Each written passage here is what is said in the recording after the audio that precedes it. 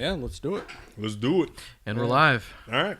Hello and welcome to another episode of In Our Honest Opinions Sidetracked, right? Welcome to IOHO Sidetracked, guys. I'm Will. Joining me as usual whenever I do the group thing, right? You do love doing the group thing. I do. Group thing, yeah. Yeah. Is these guys. Yay! Group things. Benjamin Franklin Gates coming at you. Oh, that was all like, where the hell's that name from? Yeah. That is not my name. Are you still trying to figure it out? No, it's your boy Nick Cage, National Treasure. National Thank Treasure.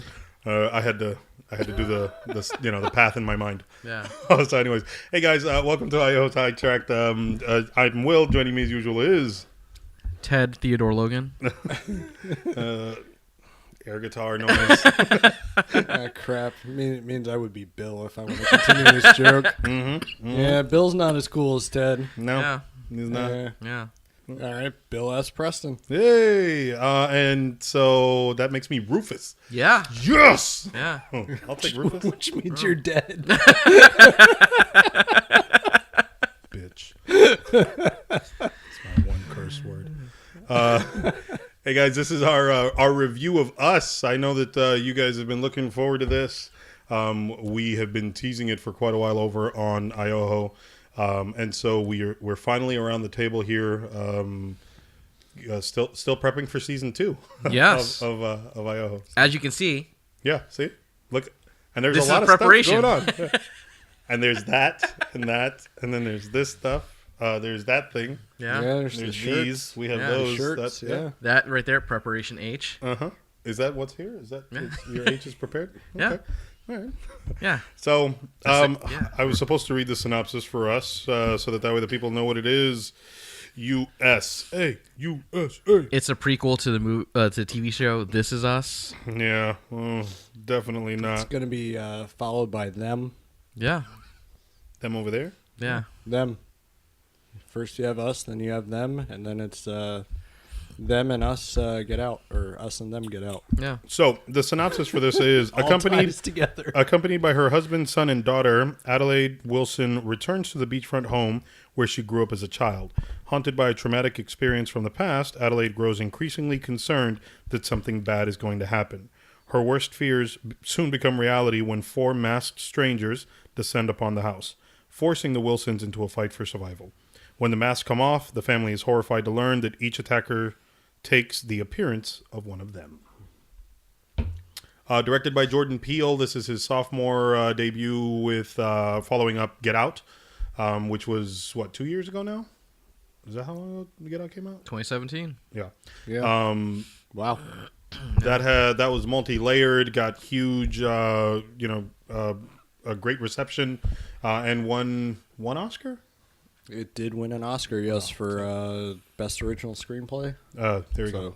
Yeah. So this is spoiler-filled. So if you haven't seen the movie, get ready for it to get ruined for you. If you have seen the movie, then we can't wait to share thoughts. So here we go. 1, 2, 3. Who wants to start it off? They're staring at each other. I don't even know. Stare off. Yeah. I don't Where? know. So Tell, let's start off with I was going to say, I'll start if you want. overall. Did you? What were your expectations going into the movie? Actually, let's start there. I was expecting something different than what we got. Okay. Excitement level pretty high. I was excited based off of Get Out. Get Out was very well done. This didn't quite live up to Get Out for me. Okay. Marvin, expectations going in, or Expectations were pretty high. Well, I was pretty hyped. I wasn't quite sure what I was going to be getting going in, but I was pretty excited for it. okay. I wouldn't necessarily say it was bad. It was different from Get Out. I really enjoyed it. It felt like... Was different from Get Out for sure. Yeah. To me, it felt like a long-form version of Twilight Zone. So, and we'll touch on that part later for sure. My expectation... Only if it's consensual. We'll see about that. Me too. The Bastard. My expectations were high. I was excited for this for sure. I went in there. The trailers I thought were great. I got 5 on it. In the trailers only got me more hyped. I listened to to that song alone on YouTube and on SoundCloud. I was like, yes, I'm expecting this to be fun. Listen to the actual song or that where it's just got like 5 words or something like that, and then it just goes into straight up horror movie score. Yeah, that's what I was listening to. It's amazing. And there's like 2 versions out there. I think on YouTube it was like 5 minutes long. Yeah. On SoundCloud it was only like 3, but either way, like even my kids got into it where they were like, hey, can you put on the Us song? And I was like, yes I can. So It's good family viewing. It is. So we actually went and watched this all together, right? It was all of us. It's us. Boom, boom, boom. Get out. Oh, you with the puns. Hit them. Twilight Zone. Blatant. Okay. That all is the right, I see what you key did in there, yeah. Peele. You Matt TV. got it?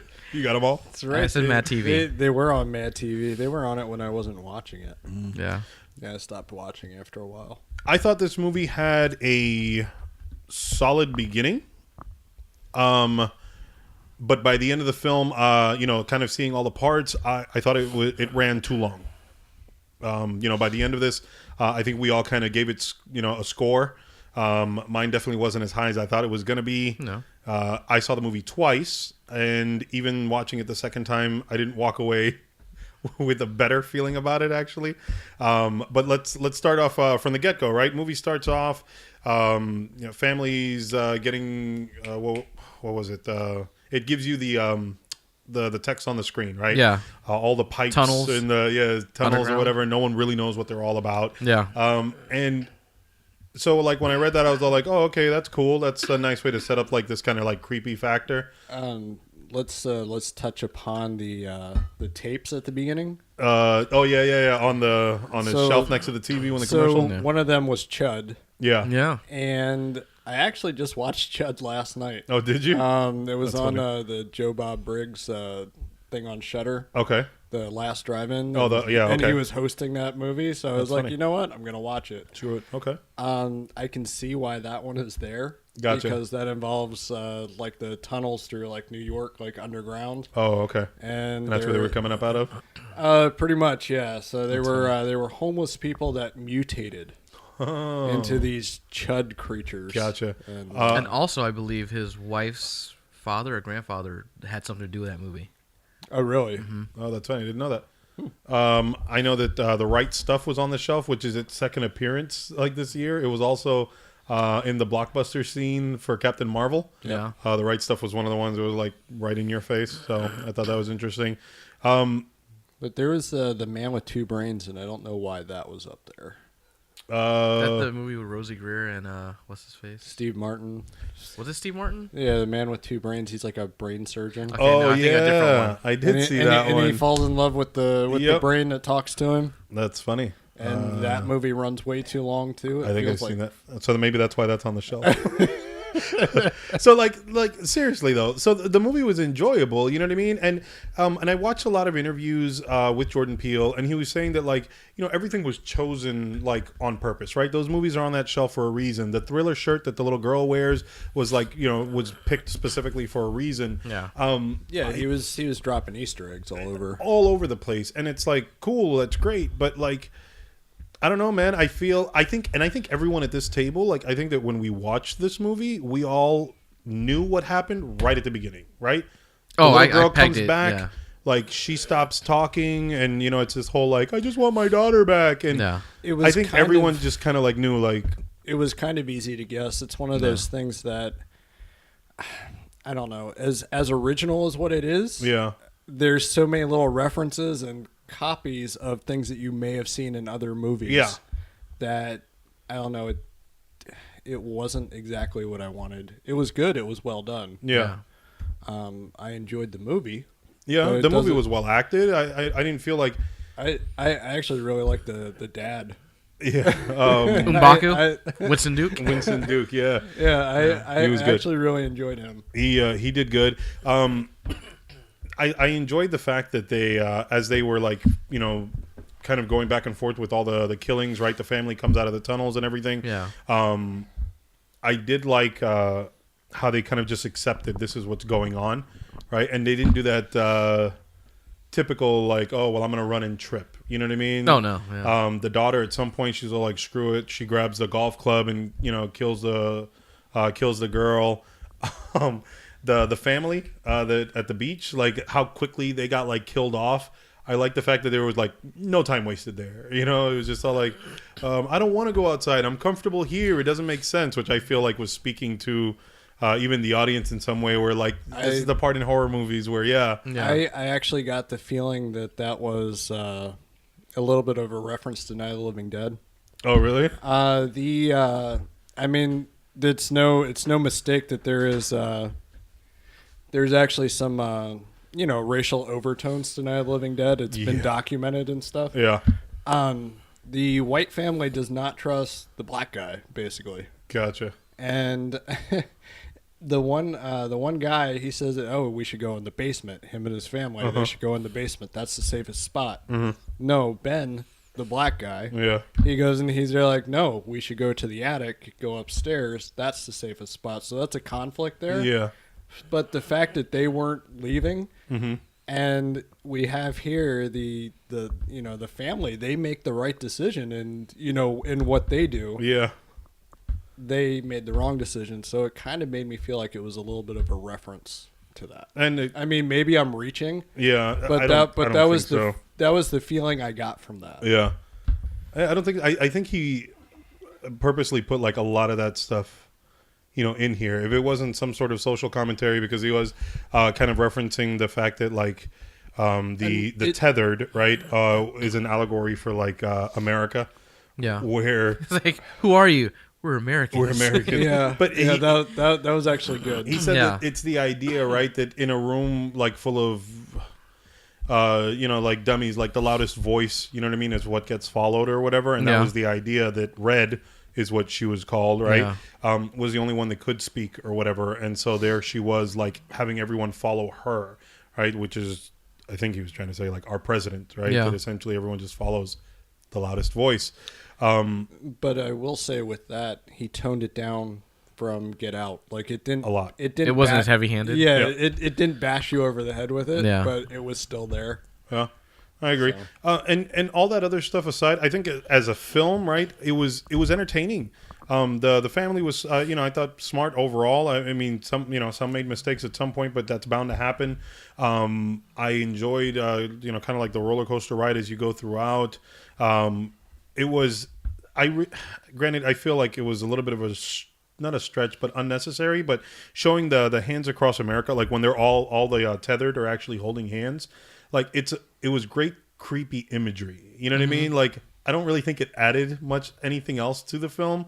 I don't think you needed to see that, but it was just really cool to see that long red line like running across everything, and it's all like, yeah, like that would scare the crap out of me. When they were scrambling for the ambulance towards the end. Yeah. And then they like who was it? It was the dad. Was it the dad and the son? They were like standing behind the ambulance. They're like, look, they're all holding hands, and then I thought it was a daughter. Maybe that's who it was, but then and then you see like all of them lined up there, and it's all like, well, no matter where you look, there's that constant, and it is a little creepy. Yeah. And in a weird way, you know what it reminds me of? You guys saw District 9, right? Yeah. In every almost every shot out in the open, like you can see the ship kind of looming out in the background. Yeah. It's that idea where it's all like, oh well, it like exists, it's there, but you don't like. I don't know. You don't need to focus on it in order, I guess, for it to have its impact. Yeah. So I guess that's what I kind of enjoyed from that. So, anything in this movie disappoint you guys? I would say my biggest disappointment was that it wasn't scary.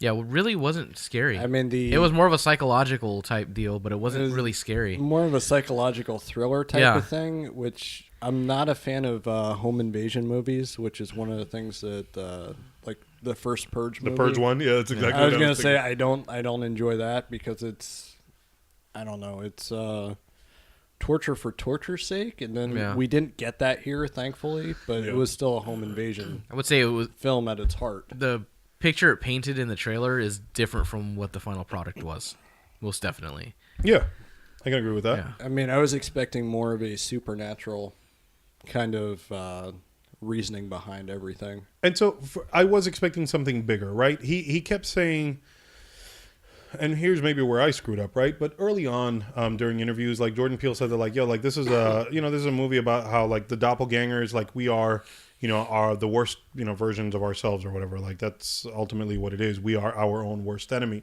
But he said ultimately this is a monster film, right? And so I took that as then two separate statements, right? Like, okay, cool, I get that, but then sure. So I was expecting, whether it be something supernatural or just something far left field.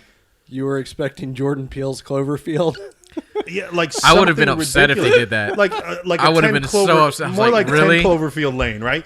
You get this character piece or whatever that everything's going on, and then at the end of it, you find out that like, oh no, holy crap, there really is like this gigantic monster way the hell out there doing whatever. Like, oh okay, this is bigger than I thought it was. Just out there partying. Yeah, and that wasn't it. It was like no, it really was that these like. That these people are like they were clones. They were clones that the government made, and I mean, what? Maybe I missed it. Was that actually explained? It was that they were clones glossed that the over. made? It was glossed over. Yeah, the clones that government made in order to control the people on the up top. And so after the second viewing, right, I can tell you that. So it makes sense why Red was why everyone flocked to her. Remember that we were, and I think Marvin, you had said maybe we misheard, right? The line that like I was able to dance again or whatever. So it wasn't that I was able to dance; it's that I was able to dance, or not dance again, but that I was able to dance. Yeah. So I think that was the first time that the experiment, right, worked. Yeah. Was because they put the doppelganger right in dance lessons. And even though she wasn't able to get the timing right, she was able to move with the other one, right, underneath. And so that's where Red was special, right, because there was some sort of connection there. But, again, that's nothing expanded on beyond that because at the end of it all, like, she gets killed. Yeah. And in a way, it's kind of tragic. Like, as I'm watching it the second time through, it was like, all right, like, I get it. Obviously then she did switch. It's tragic in the way that she wanted her life back. Yeah. Yeah. And she didn't get it. And Nope. there was there's some nice subtleties that Lupita Nyong'o, right? Yeah. That like she added to the character throughout where you can see that she was a little bit off. But again, and I think it's because we've seen as many movies as we have. I think we all kind of got that at the beginning where it was all like, oh, okay, they switched. And then as the movie went on, I kind of just like shoved it to the side and didn't think about it again until the end where I love, and remember in the theaters, the guy screamed out like this sucked or whatever. Yeah. Like when she killed her, when the actual like tethered doppelganger killed Red. Yeah. Like she grunted. Oh, yeah. She was a very primal, and it was the second time she'd done it because when she killed the twin, right, she like lost herself a little bit there, but it was so obvious in that second time, and I was like, that's awesome because that was the like final nail in the coffin for anyone who didn't know. That was confirmation, and then after that is when they show you the cuts going back throughout the movie where like, oh, you did see that she choked her and switched the bodies and handcuffed her. I didn't need that actually. I didn't either. And it was one of those things where. At first I was all like, I mean, was it necessary? Was this being kind of spoon-fed to you? And I feel like that's exactly what that does. At that point, it insulted me as the viewer, where it was like, you didn't think I was sharp enough to catch that? Here's the thing, though. They got to make it for the common denominator who may not get it. Yeah, but it's almost like those twist films of the like 90s and 2000s, like the early 2000s, where they give you the flashback scenes. Yeah, I mean, Saw did it, but it's a little bit different than that because it shows you stuff you may not have seen. Exactly. It kind of does spoon feed it to you, and yet there's still people on the internet that are trying to make it deeper than what it was. Yeah. And the whole thing is kind of silly there because it's pretty cut and dry of what happens. There's not a whole lot of extra explanation that we actually need. I don't know. That's the part that it really did kind of ruin it for me a little bit. But ultimately, I'll go back to I think Marvin said at the beginning of the episode, right, where this felt like a Twilight Zone, like it could have been a Twilight Zone episode. Yeah. This movie could have been 60 minutes long, and I don't feel like I would have been missing anything or it would have been rushed. No. There were extra little things in there that didn't need to be, you know what I mean, transition shots that didn't really add anything extra, and I feel like you would have still gotten. I think if anything, it might have sold it a little bit better. Yeah. I mean, he's definitely honing his craft here because I'm gonna say that Us maybe a little bit better directed than Get Out, even though Get Out was pretty fantastic with the way it was made. I think he had some nicer shots in this. Yeah, that's what I was going to say. Yeah. So it may be a little bit more of an experiment for him. But the Twilight Zone with that was the first thing that Marvin said when we were coming out. Yeah. Is that it remind you of a Twilight Zone, and it did me as well. Yeah. But then again, I thought Get Out had a bit of that Twilight Zone-esque feel to it. You can tell he loves the Twilight Zone. Yeah, he likes that. Because both of these could have been. And he is a big fan of, I think the episode is called Mirror Image or The Double, something like that, where it's one that I remember. It's like it's a guy or a woman where they see their double and they wind up getting replaced by the end of it by the double. So... Yeah, he was very much inspired by that. I didn't know that till I read about it. Gotcha. And so I didn't know that until I heard about it just now. You were today years old. I was right? today there it is. years old. Yeah. Yeah. So it's been a couple weeks since this movie's come out, right? Twilight Zone is now out. And I think they have the first episode, the comedian. First two. Oh, well, the first two, but the comedian's available everywhere. I was about to say I know that I saw the comedian like on YouTube and stuff like that, so I know that everyone can watch that. You've watched both episodes, right, Adam? Yep. You haven't seen any of it, Marvin? I haven't seen any of it yet. Okay, and I haven't either. So takeaways so far. Does it deliver? Yes and no. It's not going to ever take over the original. Okay. Like the original is still going to be the best. Okay. This here is the most, I guess, loyal that we've had that actually feels like the Twilight Zone. Okay. Like the next closest thing that we had, and I know people disagree all day, was Twilight Zone the movie. Oh, okay. That from the 80s? Yes. I love that movie. That actually feels... It felt like Twilight Zone to me. It feels like Twilight Zone, but then we had the 80s Twilight Zone that didn't really feel like the Twilight Zone. It's an enjoyable anthology series. Yeah. But it didn't really feel like it, and then you had the Forrest Whitaker one, which yeah. I mean, it was okay. Yeah. Well, I don't want to take too much away from that because I know you've got an episode of Adam Analyzes that is going to expand on that. Yes. So my question for you guys is this then, right? Even though Marvin, I know you and I have only seen this or Us and Get Out, right? And then you've seen a little bit of Twilight Zone. So far, do you think that he was a one-hit wonder, or do you think he has just as a promising future as you thought he did before you watched this movie? I think he still has a promising future. Okay. I don't feel let down. Good. Yeah. Same here. I mean, I was a little let down by Us, but other than that, I mean, I'm going to still keep seeing his films, especially if he keeps doing, like these horror, suspense, mind-bending movies. I mean, granted, he might get tired of that and try a romantic comedy or something. Who knows? But in an interview, I heard him say that the difference between comedy and horror is the score. Essentially. Which is all like, he's kind of right. Yeah. I mean, go watch a slasher movie with the Benny Hill music. Yeah. It's oh my God, dude, I was thinking the same thing. That same song, of course. Yeah. Oh man, we're tethered. Yeah. We are. Oh, that's funny. Actually, Wes is a doppelbanger. But I was doppelbanger? Is that what you said? What? He called you a doppelbanger? I was like, which of us? We don't know who the doppelbanger is. That's right.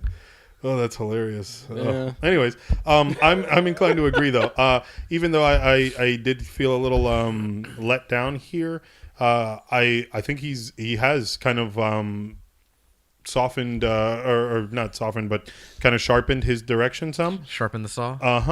So there were some great shots. The the scene of the two, Red and Adelaide or whatever, fighting each other with the 5 on it playing, I thought was beautifully directed. As she was dancing. Yep, dancing, spinning around her, and her missing, and then like getting frustrated. Like again, you can totally see which one's the actual doppelganger, which one isn't.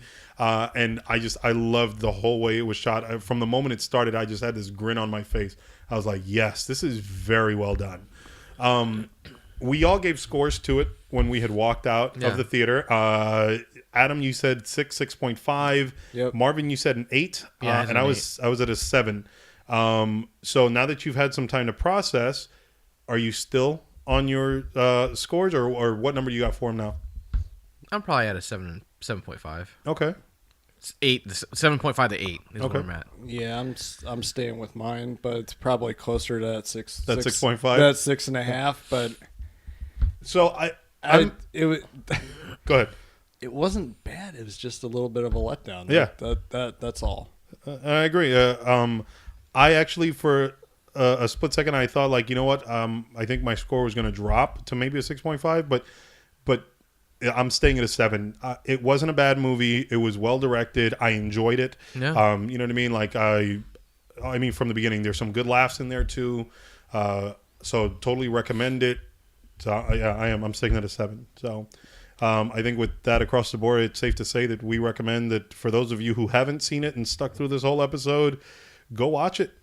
You'll still get quite a bit of entertainment out of it. That's the thing, is that I don't want people to think that it was a bad movie and that I didn't like it, that I was giving it such a low rating.